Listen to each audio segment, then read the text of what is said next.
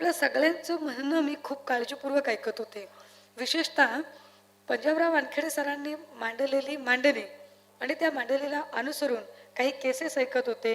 सरतेशेवटी सरांनी काही मुद्दे मांडले आणि त्यात बढतीसाठीचं आरक्षण जे आहे त्या आरक्षणाच्या संबंधाने मी कॉलेजात असताना काही भूमिका आम्ही मांडायचो. म्हणजे आमच्याकडे वादविवाद स्पर्धा असायची आणि वादविवाद स्पर्धेत विषय असायचा की पदोन्नतीमध्ये आरक्षण असावे की नसावे. आणि खूप काही वेगळे वेगळे मुद्दे असायचे. समान नागरी कायदा असावा की नसावा असाही एक विषय असायचा. आणि समान नागरी कायद्यावर बोलताना बऱ्याच विद्यार्थ्यांचा असा समज व्हायचा की समान नागरी कायदा म्हणजे आरक्षण बंद करणारा कायदा आहे. खरं म्हणजे दोन वेगवेगळ्या कायद्यांची तिथे गल्लत केलेली असायची. आणि त्यावेळेला आमचा इतका काही फार अभ्यास असायचा नाही. आम्ही आपले कॉलेजचे विद्यार्थी, आमच्या डोक्यात एकच, बक्षीस किती मिळणार आहे.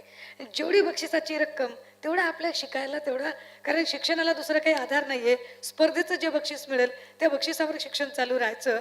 त्यावेळेला आमची सरधोपट मांडणी अशी असायची, ती फार काही कलम वगैरे अशी काही बैजवार असायची नाही. आमची सरधोपट मांडणी असायची, आरक्षण बंद करायचे, हा मग बंद करा. पण आरक्षण बंद करायचं असेल तर आमचं एवढंच म्हणणं आहे की जोपर्यंत सावरकर नगरामध्ये कांबळे बनसोडेचं घर जात नाही आणि आंबेडकर नगरामध्ये कुलकर्णी देशपांड्याचं घर येत नाही तोपर्यंत आरक्षण बंद करायचं नाही. साधा मुद्दा आपला. तेव्हा काही फार अभ्यास, फार काही कलम काही कळत नव्हती, पण मुद्दा बिनचूक बसायचा, परीक्षकांना अपील व्हायचा. आता खूप साऱ्या अभ्यासाअंती काही गोष्टी लक्षात येतात. मी त्या मुद्द्याकडे येईल जो सरांनी सांगितला की न्यायालयीन लढा दिला पाहिजे.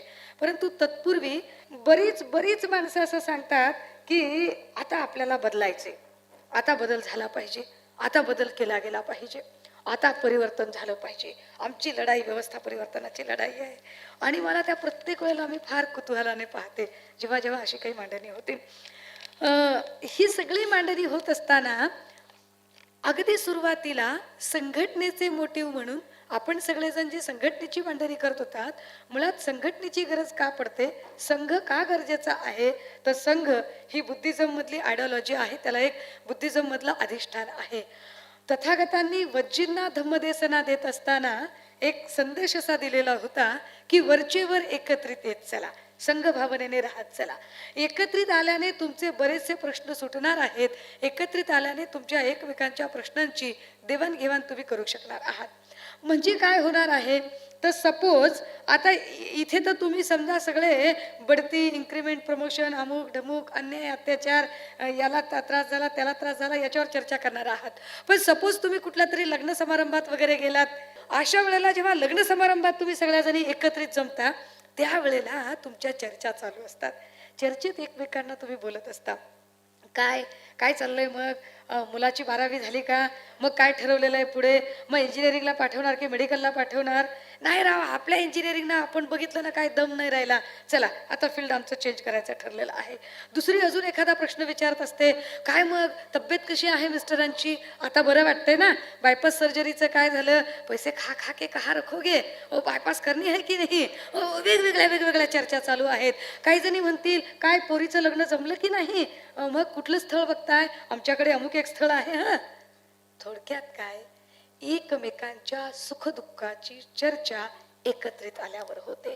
आणि एकमेकांच्या सुखदुःखाची चर्चा एकत्रित झाल्यानंतर ती होत असताना ईरधईचे तीरधई देवाणघेवाण होत असते. बुद्धिझम म्हणजे याच्यापेक्षा काही वेगळं नाही. समोरच्याच्या चेहऱ्यावरचा आनंद बघून भरून येणारं मन आणि समोरच्याच्या डोळ्यातला टपोरा थेंब बघून गलबलून येणारा ऊर, या दोन्हीतून वाहणारा जीवन प्रवाह म्हणजे बुद्धत्व. ह्याच्या पलीकडे काही नाही. ते बुद्धत्व तुमच्या माझ्यामध्ये सगळ्यांमध्ये असेल. मागे ज्या वेळेला मी नागपूरला एसटी कर्मचाऱ्यांच्यासाठी बोलायला आले होते त्यावेळेला आवाज इंडियाने जी क्लिप यूट्यूबला टाकलेली होती, आज घडीला जवळपास 2 ते 2.5 लाख त्याचे व्ह्युअर्स आहेत. आणि मग त्यांचं असं म्हणणं पडलं की एक माणूस त्यातला फक्त हिंदीचाच मजकूर ऐकून तो दुबईवरून आला बिचारा, सय्यद आबिद रसूल इनामदार, आणि ते असं म्हणाले कि बाजी हमने पहली बार सुना कि बाबा साहब ने ओबीसी के लिए क्या किया, हमें पता ही नहीं था, लोग बताते ही नहीं, वो खाली बाबा साहब ने एक ही कम्युनिटी के लिए किया, ऐसा ही हमारा अजम्पशन था, तो हमने पहली बार ऐसा कुछ सुना. तो अभी अब की बार हम चाहते हैं कि बाबा साहब का जो जयंती समारोह है हमको दुबई में रखना है। और रखेगा कौन? तो पूरी पूरी की पूरी मुस्लिम कम्युनिटी रखेगी। आता मुस्लिम कम्युनिटीने 14 एप्रिलला तिकडे आमंत्रण दिलेलं दुबईला, आणि सगळी मुस्लिम कम्युनिटी बाबासाहेबांची 125वी जयंती साजरी करते। It's a great achievement. अब देखिए इतने सारे लोग कह रहे हैं कि भाई इकट्ठे आना है, इकट्ठे आना है। बुद्ध ने वज्जियों को देशना देते समय तो कहा कि इकट्ठे आएंगे तो आप अपने सुख दुख के बारे में बात करोगे, जितना सुख दुख के बारे में बात करोगे उतना एक दूसरे से जुड़े रहोगे, उतना एक दूसरे से और ज्यादा पुख्ता तरीके से जुड़े रहोगे। अब इस पुख्ता तरीके से जुड़े रहने से ताकत और ज्यादा बढ़ेगी। और इसी बात को आगे चलकर बाबा साहब ने अपने संदेश में लिखा कि आपको शिक्षित बनना है, संगठित बनना है और संघर्ष के लिए तैयार रहना है। यानी कि संगठन की बात तथागत से लेकर बाबा साहब तक चली आती है और वही बाबा साहब की बात लेकर हम हमारे संगठन बनाए जाते हैं।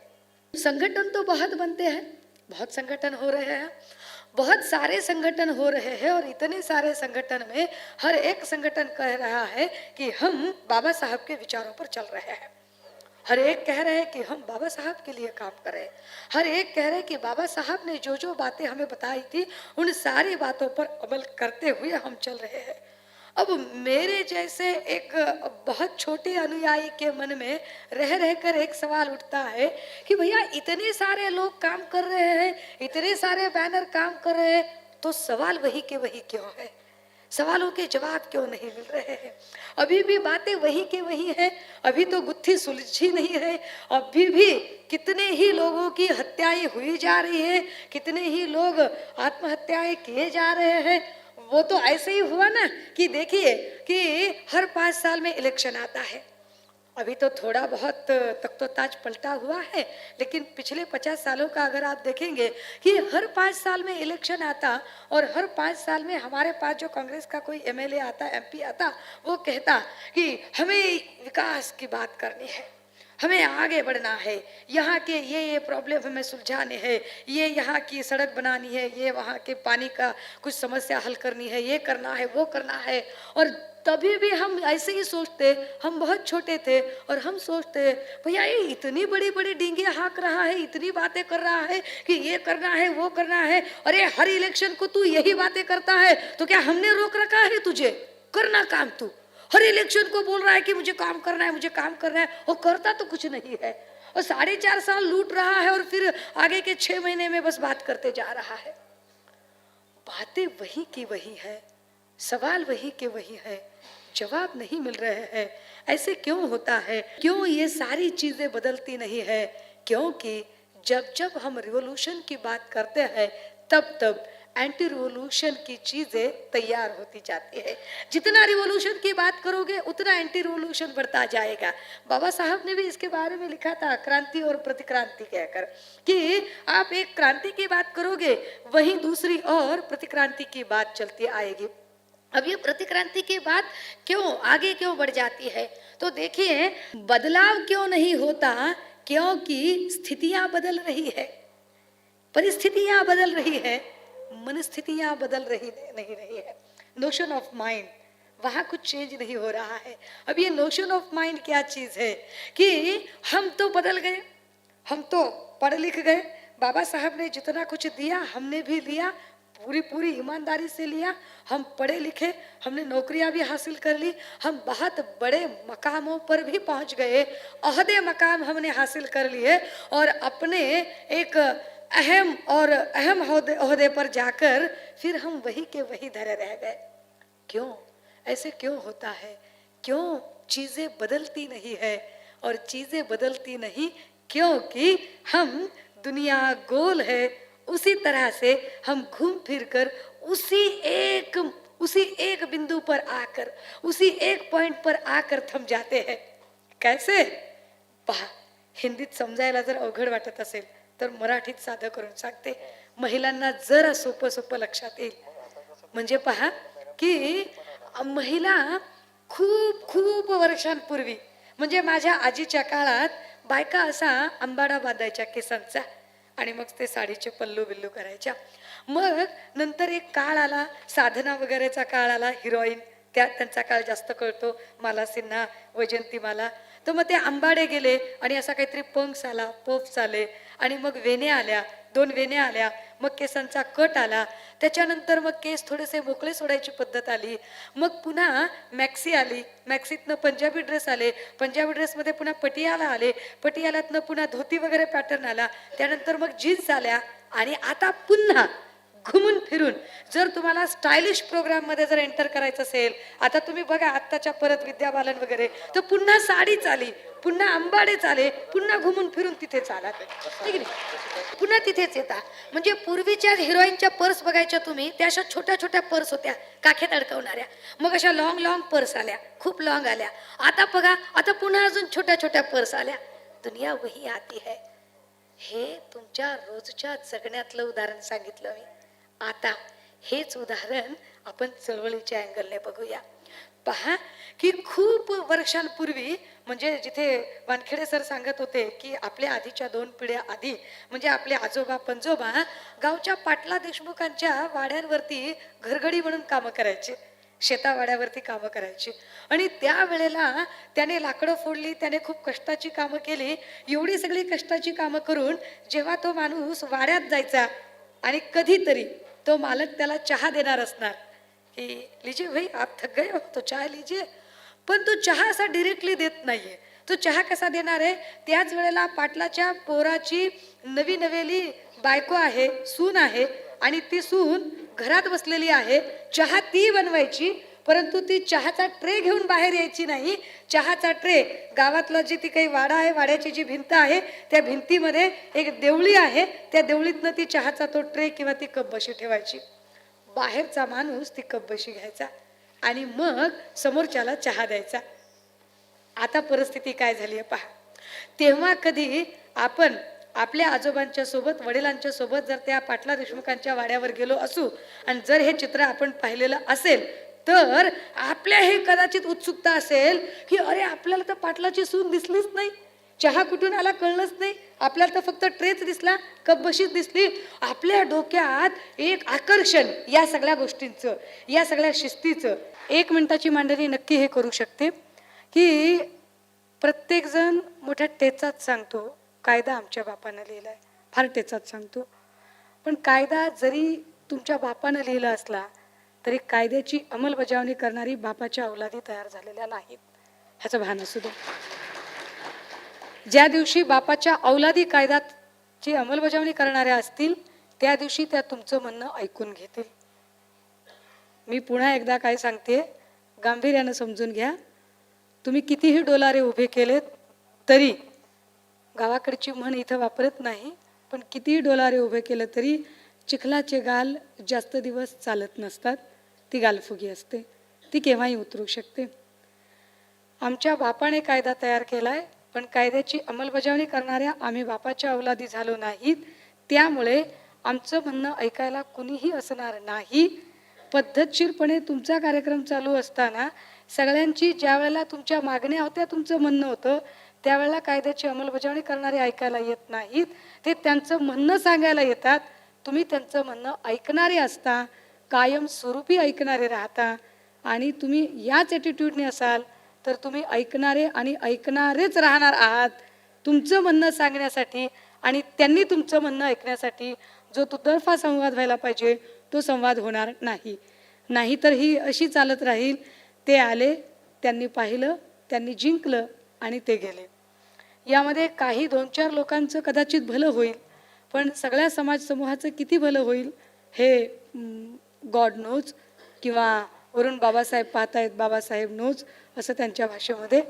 परंतु मला जेवढं वाटलं आवश्यक तेवढं हे निश्चित की जर तुमचं म्हणणं ऐकावं असं तुम्हाला वाटत असेल तर अंमलबजावणी करणाऱ्या लोकांमध्ये तुम्ही असलं पाहिजे. अदरवाईज आपण फक्त आणि फक्त क्लिरिकल जॉब करणारे असू. होयबा तर आपलं आधीही चाललेलं होतं ना, काही फरक आहे का त्याच्यामध्ये? होयबा तर आधीही चाललेलं होतं आपलं, आधी आपण होयबा होयबाच करत होतो. त्यांनी सांगायचं ना आपण होयजी होयजी म्हणायचं. आता काही फार फरक पडलाय का? मग अशी सुरुवात तिथूनच केली होती, तिथंच येऊन संपते.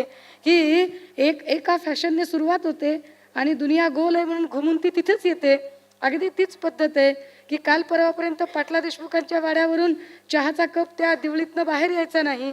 दिवळीतनं कप बाहेर आणण्यासाठी त्यांचे नोकर असायचे आणि गावची त्या घरातली जी लेक माता असेल, जी सून माता असेल ती दिसायची नाही. त्यात त्यांना भूषण वाटायचं की पहा आमच्या बाईचा नख सुद्धा नजरेला पडत नाही. त्यांना भूषण असायचं.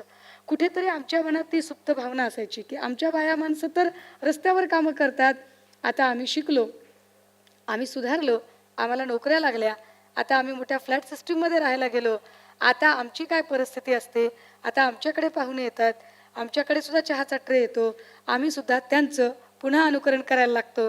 आमच्यातला जो सुप्त ब्राह्मण्य वाद आहे तो उफाळून यायला लागतो आणि मग आम्हालाही चहाचा ट्रे आमच्या सौ पडद्याच्या मागणं देतात आणि आम्ही असा तो चहाचा ट्रे आमच्या समोरच्या पाहुण्यांना देतो. दुनिया गोल है. ज्या शोषकांच्या विरोधात आमची लढाई असते, आम्ही शोषित आहोत म्हणून त्याच शोषकांसारखे आम्हीही वागायला लागतो आणि आम्ही कालपर्यंत त्यांचं ऐकून घेत होतो. आम्ही एल्गाराची भाषा करायला लागलो, एल्गार म्हणून आमचं म्हणणं मांडायला लागलो. अरे पण मेळाव्यात एल्गारामध्ये आपलं म्हणणं मांडण्यासाठी आपलं म्हणणं ऐकायला ते कुठे थांबतायत? ते नाहीत ना थांबत. त्यांनी त्यांच्या गोड गोड गोड गोड गप्पा हाणायच्या आणि आम्ही ऐकून घ्यायच्या. कालपर्यंत आमचा आजा वाड्यावर त्यांच्या शेतावर ऐकत होता, मग आम्ही कुठेतरी तिथे ऑफिसमध्ये ऐकायला लागलो. इथं मेळावा भरू नये आम्ही तेच ऐकायला लागलो. Where are you? तुम्ही कुठे आहात? पहा, विचार करा. कदाचित माझं म्हणणं कदाचित काहींना पटणार नाही, पण माफ करा, मैं तो ऐसे ही हूँ, बदलूंगी नहीं, बिलकुल नहीं बदलूंगी. आणि बदलायचं नाही म्हणून तर नोकरी सोडली ना. आपण नाही चिकटून राहू शकत बा. 5 वर्षात 7 नोकऱ्या सोडून दिल्या, पिवळा दिवा सोडलाय, सगळे शासकीय प्रोटोकॉल सोडून दिले आहेत. मला जर राजकारणातही यायचं असतं तर काही फार अवघड गोष्ट नाही. ज्या मुंडे साहेबांचा जिकर त्यांनी केला त्या मुंडे साहेबांच्या सख्या मावस भावाची पोरगी आहे, परळीत राहते, मुंडे साहेबांच्या सोबतची शेती आहे. राजकारण करणं काही फार अवघड नाही. ज्या विलासरावांनी ही बिल्डिंग तुम्हाला दिली असं तुम्ही सांगताय, म्हणजे जागा उपलब्ध करून दिली ज्यांच्या कारकिर्दीमध्ये, त्या विलासरावजींच्या पहिल्या मुख्यमंत्री पदाच्या कारकिर्दीचा पहिली प्रचार यंत्रणा सांभाळणारी मी पोरगी आहे. सोनिया गांधी लातूरमध्ये आल्यावरती पहिलं त्यांच्या अख्ख्या सभेचं संचलन आणि अख्खी सभा यशस्वीतेचं पूर्ण मोहीम पार पाडणारी मी आहे. राजकारणाचे मोह होत नाहीत असं नाही. झूट बोलून आयुष्य सजवण्याची आमंत्रणं आम्हाला आली नाहीत असे नाही. ती आमंत्रणं सगळ्यांनाच येतात. गरज असते अशा मोहाच्या जागा दूर सारण्याची आणि ठामपणे आपल्या भूमिका मांडण्याची. मला वाटतं मेळाव्यांची किंवा कुठल्याही अधिवेशनाची इति कर्तव्यता आणि साध्यता तेव्हा होऊ शकते जेव्हा आपण आपली का संघटन करतोय. आम्ही संघटन एवढ्यासाठी करतोय की आम्ही आमची मेजॉरिटीची ताकद दाखवायची. का मेजॉरिटीची ताकद दाखवायची? तर समोरच्यानं आमचं म्हणणं ऐकलं पाहिजे, त्याला भाग पाडायचंय म्हणून. पण कधी ऐकणार आहे समोरचं म्हणणं तुमचं? अरे म्हणजे तुम्ही तिथेच आहात ना अजून पण. शून्यापासून शून्यापर्यंतच प्रवास चालू आहे ना. कहाँ गए ही नहीं हम कहीं कुछ, कहाँ गए तो कहाँ भी नहीं और क्या लाया तो कुछ भी नहीं. हम बातें बहुत कर रहे हैं पर है वहीं पर. अरे अभी भी हम है बड़ी तादाद में है, बड़ी संख्या में है, लेकिन हमारी बड़ी संख्या में वो आते हैं, उनकी बात सुना के चले जाते हैं और हम तमाशबीन बन के बस ताली बजाने वाले रह जाते, बस तालियां बजाने वाले, उससे अलग और कुछ नहीं होता. हम ये नहीं कह पाते कि सर जी आप आए हैं आपको सुनना है. हम वही उसी मानसिकता में है कि आप आगे बढ़ो और हम साथ में है. वो आगे बढ़ता जाता है और हम पीछे पड़ते जाते हैं, पूरा समाज भी पीछे पड़ता जाता है. और किस समाज की बात कर रहे हैं आप? किस बदलाव की बात कर रहे हैं? कहाँ का बदलाव है, कहाँ का परिवर्तन है? ये बदलाव है, इसे परिवर्तन कहते हैं आप, इसे क्रांति कहते हैं आप. अरे क्रांति और बदलाव तब होता है जब हमारी बात सुनने के लिए हम उसे रोक सकते हैं. उतनी ताकत हमारे बाजुओं में, हमारे संगठन में, हमारी भुजाओं में, हमारे विचारों में और हमारी पूरी आइडियोलॉजी में आती है. तब जाके क्रांति होती है. ऐसे ही नहीं होती क्रांति की बात, ऐसे ही नहीं होती परिवर्तन की बात. कोई आएगा, कोई ऐसे ही बात सुना के जाएगा. ऐसे तो कितने ही आते हैं और कितने ही जाते हैं. नहीं आते हैं. अरे इलेक्शन में तो हमारे घर घर में घुस के आते हैं ना. हमारे छोटे छोटे घर होते हैं, वहां आकर घुस घुस के बातें करते हैं. ध्यान में रखिए, ध्यान में रखिए. वही फिर उसकी तारीख लेने के लिए 4 साल एडीआर रगड़नी पड़ती है, फिर भी वह तारीख नहीं देता और सुनता नहीं है। फिर वो हमारी बात सुने इसलिए संगठन बनाना पड़ता है, हमारी बात सुने, हमारी समस्याओं पर ध्यान दे इसलिए संगठन बनाकर अपनी ताकत बनाकर उसको बुलाना पड़ता है कि देखो इतनी ताकत है हमारी और सुनो हमारी बात। वो नहीं सुनता, क्योंकि वो भी उसी सिस्टम का एक हिस्सा बन जाता है। फिर उसका सरनेम कामले गायकवाड़ बनसोड़े जोगदंड मस्के गायकवाड़ कुछ भी हो, वो बदलता नहीं है। बस के अंदर की और बस के बाहर की मेंटालिटी एक जैसी ही है, हम भी वैसे ही बनते हैं। क्या होता है कि यवतमाल से बस निकलती है, बस पूरी भरी हुई होती है, बोरी तक बस आ जाती है। बोरी में कोई कहता है भैया बस रोक दो, बस में बैठने के लिए जगह नहीं है, खड़े रहने के लिए जगह नहीं है। अंदर के लोग कहते हैं अरे भाई कहाँ घुसा आ रहा है, पैर रखने को जगह नहीं है, कहाँ आता है तू अंदर, जगह ही नहीं है। बाहर का बहुत मिन्नतें करता है, गिड़गिड़ा कर कहता है भैया भैया एक ही हूँ, भैया बहुत अर्जेंसी का काम है, भैया अंदर आने दो। कैसे तो भी बस के पहली सीढ़ी पर एक कदम रखने की जगह मिलती है, फिर कुछ समय होता है, फिर दूसरी सीढ़ी पर कदम रखता है, कुछ देर के बाद वो अंदर बस में सेटल हो जाता है, उसके लिए जगह मिलती है। फिर ऐसी चीज़ होती है कुछ कि नागपुर के करीब करीब एक 15-20 किलोमीटर के पहले और एक स्टॉप आ जाता है, और एक बार कोई होता है, कोई बहुत ही बेचारा जिसे ज़रूरतमंद है, वो फिर बस को रोकने की कोशिश करता है, और फिर एक बार बस में के सब चिल्लाने लगते हैं अरे कहाँ आ रहा है, कहाँ मरे जा रहा है, यहाँ तो पैर रखने की भी ज़रूरत नहीं, जगह ही नहीं है, कहाँ आ रहा है तू। वो मिन्नतें करता है भैया आने दीजिए, बहुत ज़रूरी काम है, आने दीजिए भैया। अब जब बस में के सभी चिल्ला रहे होते हैं ना, तो उनके साथ जो बोरी में बैठा था ना, वो भी चिल्लाता है, वो भूल जाता है कि उसके लिए किसी ने तो भी बस रोकी थी। बस के अंदर की और बस के बाहर की मेंटालिटी एक जैसी होती है। यही तो हालात है ना हमारे। हम क्या बदले हैं, किस बदलाव की भाषा कर रहे हैं? अरे हम इसलिए इकट्ठे आ रहे हैं कि हमारे इस इकट्ठे आने की इस ताकत के बलबूते पर हम उसको झुका दे। हम झुकाते नहीं है, हम झुकते ही है। वहां भी झुकते थे, यहाँ भी झुकते हैं, और झुकने में ही जिंदगी जाती है। किस बाबा साहब की बात कर रहे हैं? अरे बाबा साहब ऊपर से देख रहे होंगे तो वो भी शर्मिंदगी महसूस कर रहे होंगे बावन कुले साहब की बात में, क्योंकि बाबा साहब ने कहा था आपके पीठ में रबर नहीं रीढ़ की हड्डी है, थोड़ा तन के रहिए, थोड़ा तन के इस उसके सामने मत झुकिए। आप ना झुके इसीलिए तो आपको वोटिंग राइट दिया हुआ है, और उसी वोटिंग राइट को मानकर वो यहाँ पर चला आता है। कोई उपकार नहीं करता, कोई मेहरबानी नहीं करता, वो उसकी ड्यूटी है ही शुड कम हियर। क्यों?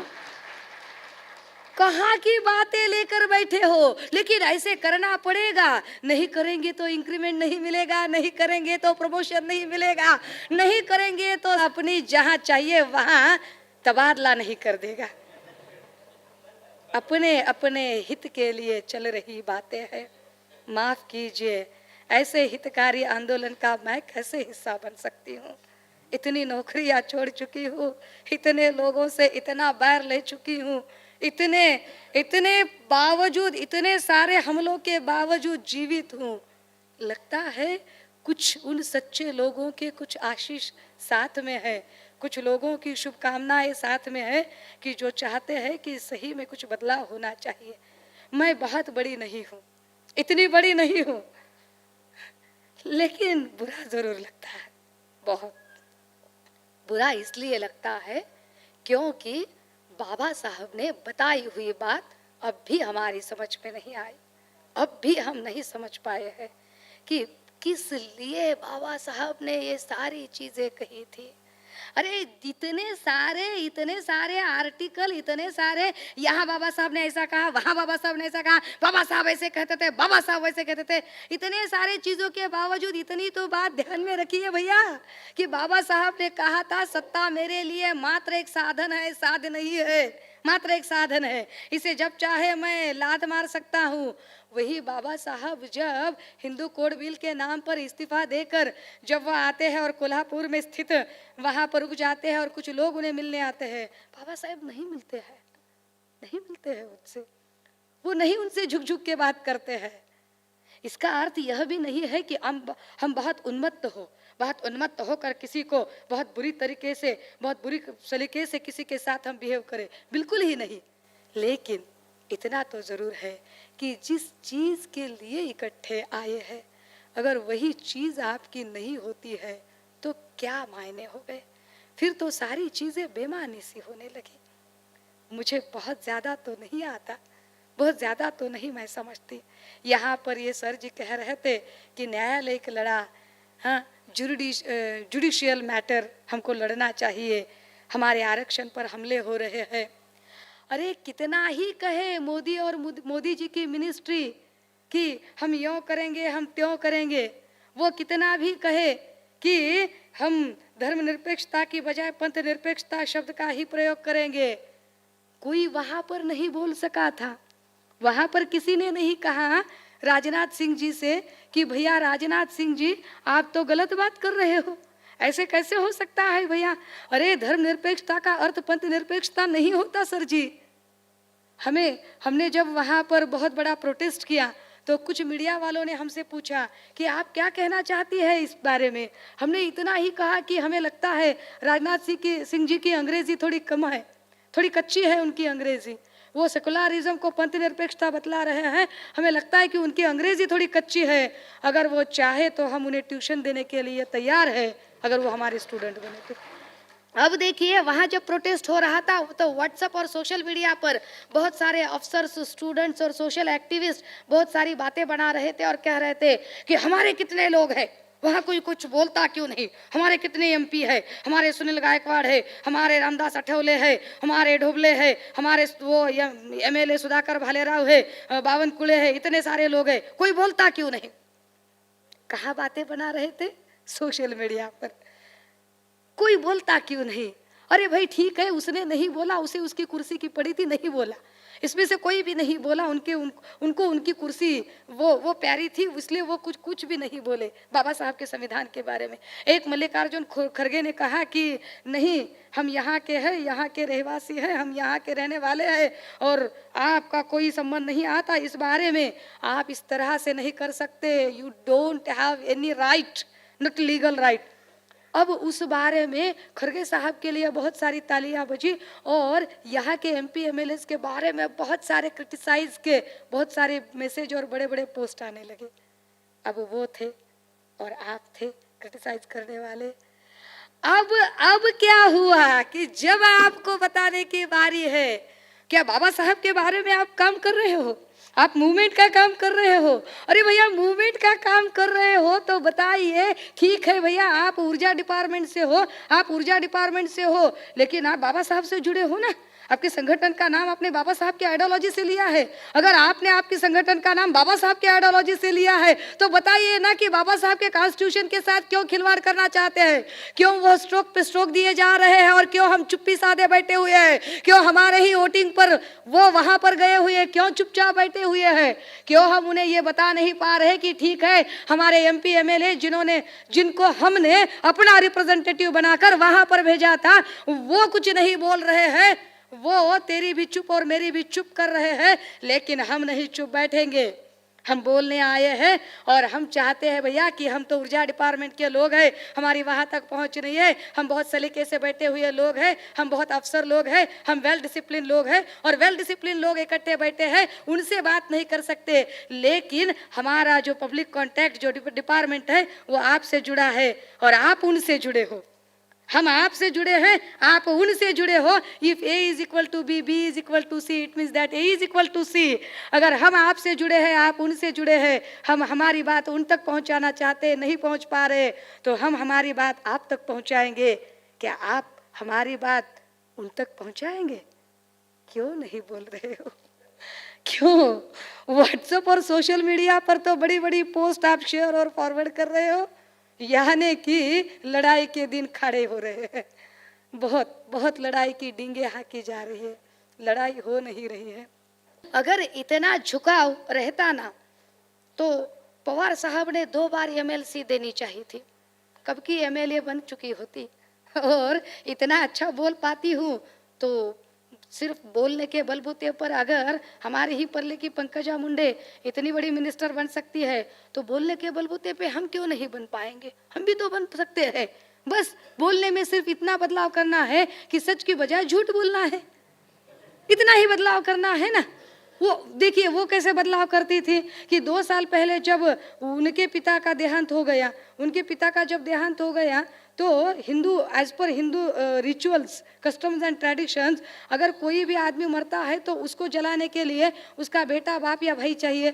अब मुंडे साहब को कोई बेटा नहीं था, तो पंकजा जी ने कहा कि मैं आधुनिक युग की लड़की हूँ, मैं ऐसे ढकोसलों को नहीं मानती, तो मेरे पिता को मुखाग्नि मैं दूंगी।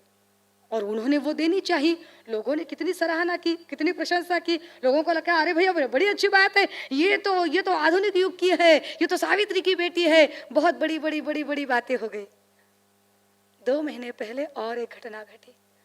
2 महीने पहले एक लड़की शनि शिंगणापुर के वहां पर चौके पर चली गई। बहुत सारे लोगों ने प्रोटेस्ट किया, बहुत सारे बवाल मच गया। और मीडिया वालों ने फिर पंकजा जी को ही पूछा, भैया आप तो आधुनिक युग की हो, मिनिस्ट्री में हो, रिप्रेजेंटेटिव हो, क्या कहना चाहेंगे इसके बारे में? वो कहती है, क्यों आप उन सारे रीति रिवाज को तोड़ना चाहते हो? अरे बरसों से हमारे पुरखों ने जो रस्में बनाई हुई है उसे तोड़ने में क्या हासिल है?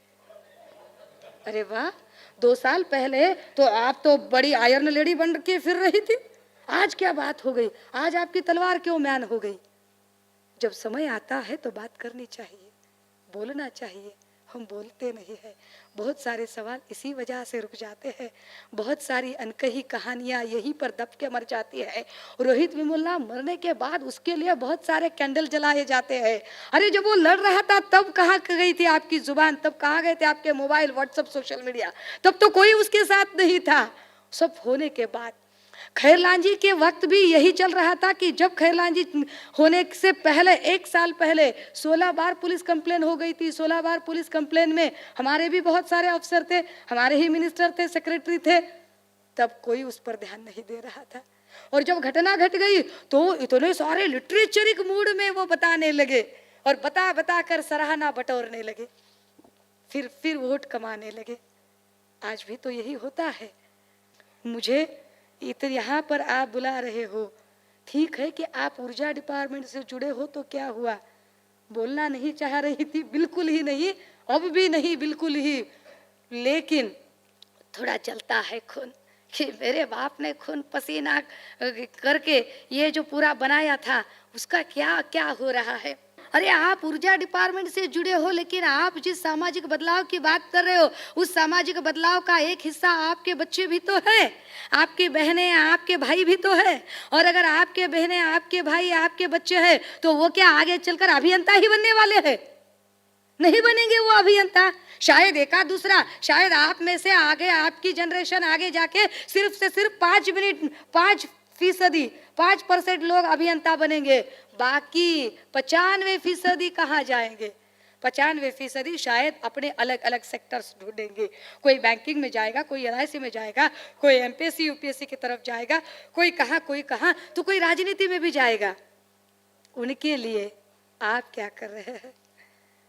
उनके लिए यहाँ से तो शुरुआत करनी पड़ेगी कि कभी तो सोचिए कि उनका एक MLA बनता है, उनका एक MLA जैसे ही बनता है वो स्कूल खुलवाता है, वो कॉलेज खुलवाता है, उसकी फैक्ट्री बनती है। कभी सोचिए, क्या टाटा अंबानी कभी झुक के बात करेगा किसी MLA मिनिस्टर से?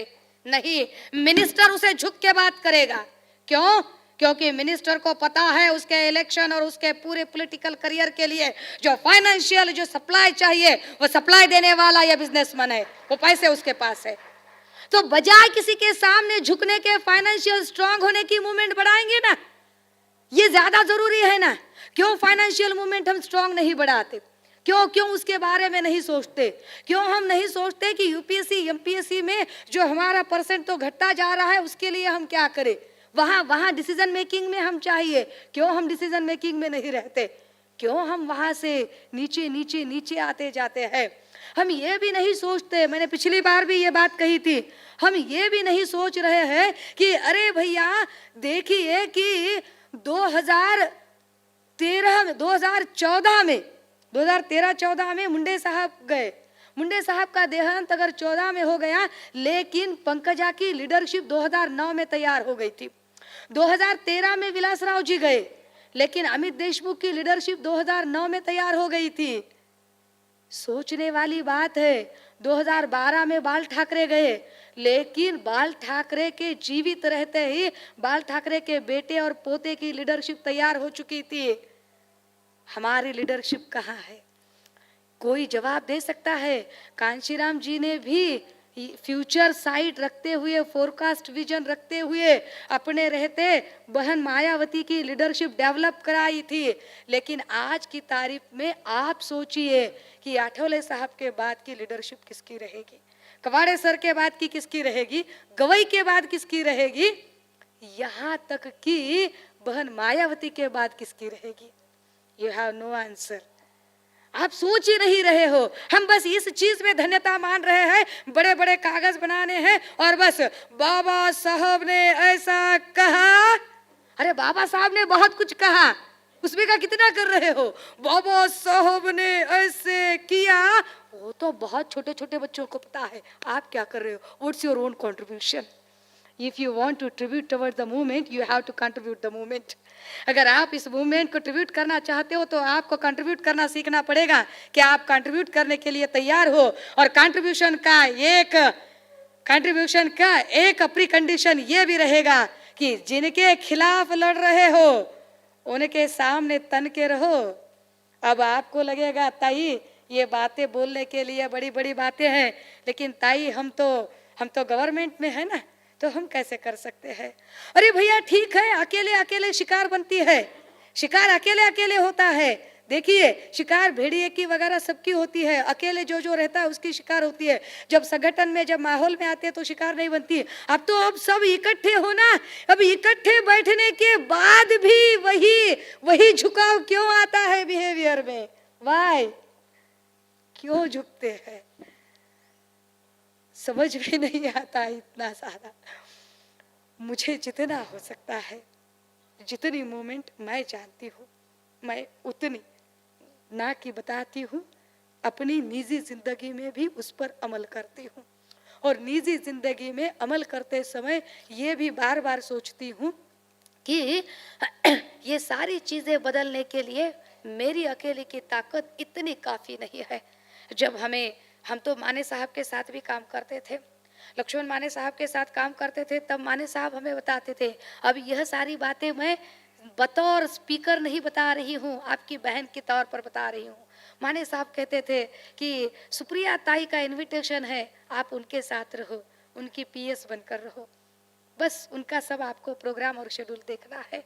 हमने माने साहब को सिर्फ एक ही बात कही, सर अरे मेरे दादा परदादा, उनके दादा परदादाओं के पास यही तो काम किया करते थे, जी हुजूर किया करते थे। अब मैं भी अगर वही करती रहूंगी तो मेरी मूवमेंट और मेरी आइडियोलॉजी का क्या फर्क पड़ेगा? उससे मुझे क्या लाभ होगा? शायद मैं कुछ अलग करना चाहती हूँ, भले ही बहुत वक्त लगेगा, it will take time more than my expectation, बहुत ज्यादा समय लगेगा, लेकिन क्या पता शायद कभी ऐसा भी वक्त आए कि आज जो मुझे पीएस रखने की बात कर रहे, कब पता नहीं शायद मैं उनको पीएस रखने का हौसला रखूं। क्यों नहीं सोच रहे हम इस तरह से? सोचना पड़ेगा ना भैया। मेरे दिमाग में जितना बाबा साहब है, साथ ही साथ मेरे दिमाग में थोड़ा बहुत मार्क्स भी है, और मार्क्स कहता है आपके लिए, आपके पास गंवाने के लिए कुछ भी नहीं है, कुछ भी नहीं है मेरे पास। इतनी सारी नौकरियां चली गई है, कहीं कोई बैंक बैलेंस नहीं है, कहीं कोई मेरी प्रॉपर्टी नहीं है, बहुत कुछ नहीं है। अगर है तो बस एक ही चीज है कि महाराष्ट्र में मेरा चेहरा बिगड़ देखे, अगर मेरी आवाज भी कोई मोबाइल पर सुनता है तो कहता है अरे बाबा साहब की बेटी है क्या, ये सुषमा अंधारे की आवाज है। बस इतनी ही सादी सी पहचान है, इतनी छोटी सी पहचान है।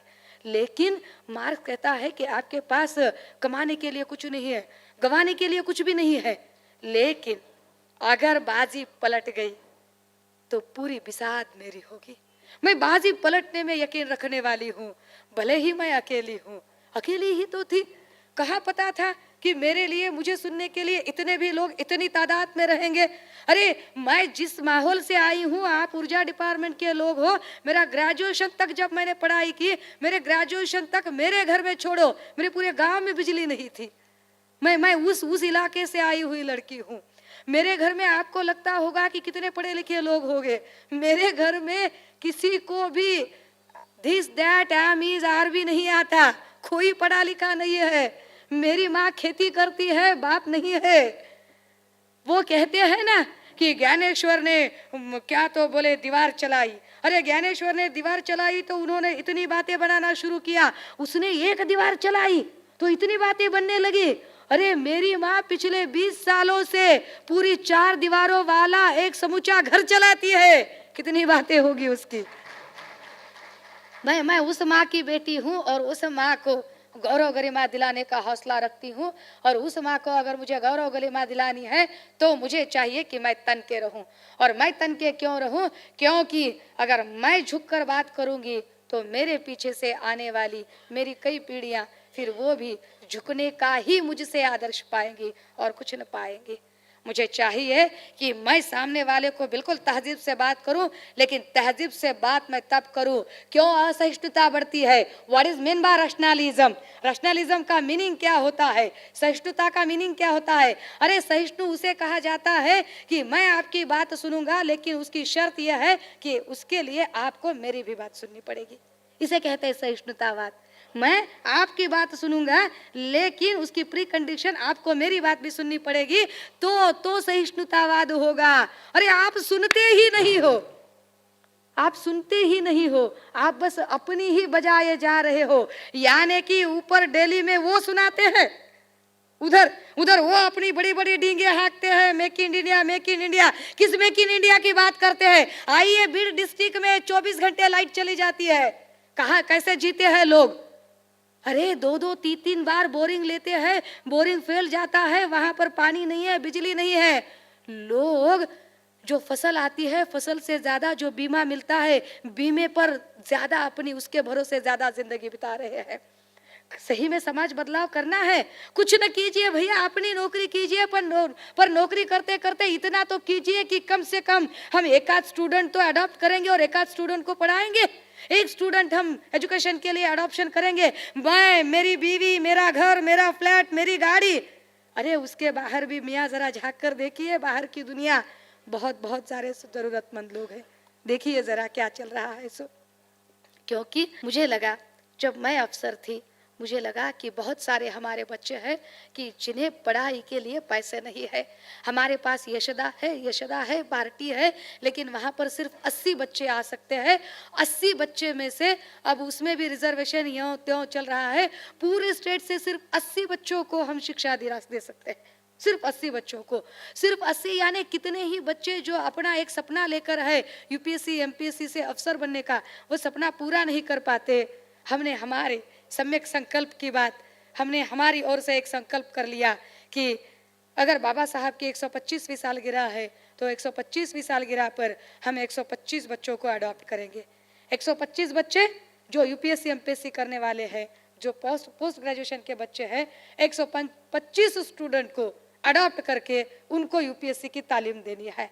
यह तालीम देते समय इसके लिए कोई भी गवर्नमेंट फंडिंग नहीं है, किसी भी गवर्नमेंट फंड के जरिए ये काम नहीं चलाया जा रहा, क्योंकि कुछ संगठन ऐसे भी चलते हैं कि सब नौकरदार लोग रहते हैं, सब डिपार्टमेंट के लोग रहते हैं और गवर्नमेंट के लोगों के साथ बात करते हैं, उन्हीं के पैसों पर काम चलता है, संगठन का काम उन्हीं के पैसे से। और जो बात करने वाला रहता है ना, विषय कौन सा भी हो, सब्जेक्ट कौन सा भी हो, अधिवेशन कहीं पर भी हो, सेशन कौन सा भी हो, अध्यक्ष वही रहता है, अध्यक्ष वही रहता है और बात का तरीका एक ही रहता है। इतने गांव में, इतना तहसीलों में 4 वर्ण थे, आर्य बाहर से आए थे, और फिर कहेगा पढ़े लिखे लोगों ने धोखा दिया है।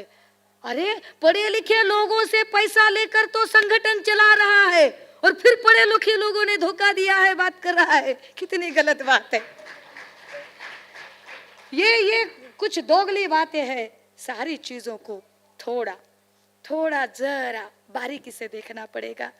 बहुत कम समय है, बहुत कम समय में बहुत, ये भी बहुत ज़्यादा लंबी बात हो गई, इतनी भी बात नहीं करनी चाहिए। मैंने जितना कुछ कहा, आप में से कुछ लोगों को लगा होगा कि ताई एकदम से आप इतनी उखड़ क्यों रही है। मैं बिल्कुल उखड़ी उखड़ी नहीं हूँ। मैं बहुत ही प्यार से, बहुत जिम्मेदारी से और बहुत ज़्यादा केयरिंग नेचर से यह बात कर रही हूँ।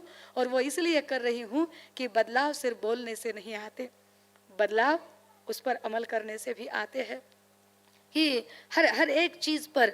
और आपकी लीडर वो होता है, लीडर किसे कहते हैं? बाबा साहब तुम्ही नेता म्हणता बाबासाहेबांना? अरे नेता कोण असतो? नेता तो असतो जो पुढे नेतो, तो नेता असतो. बाबासाहेब एक जाणता नेता होता, त्याने जनता पुढे नेली, पुढे आणली.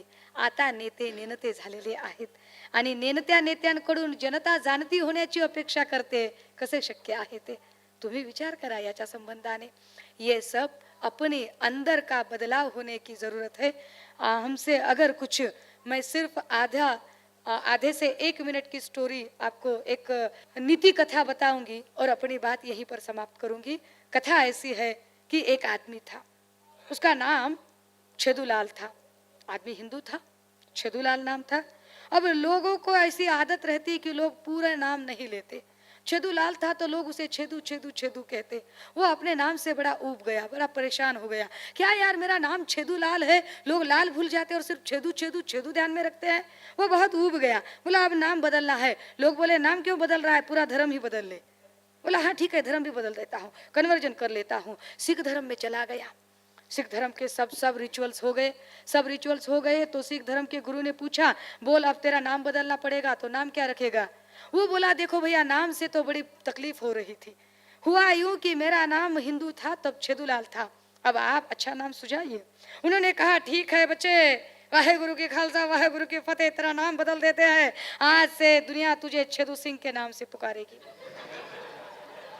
छेदू सिंह लोग सिंह भूल गए और फिर छेदू छेदू छेदू कहने लगे। अरे ये क्या हो गया? अरे बोला मेरी तकलीफ दूर करने के लिए मैंने नाम बदलना चाहा था और नाम तो नहीं बदल रहा, ये क्या बात हो गई? फिर बहुत बोर हो गया।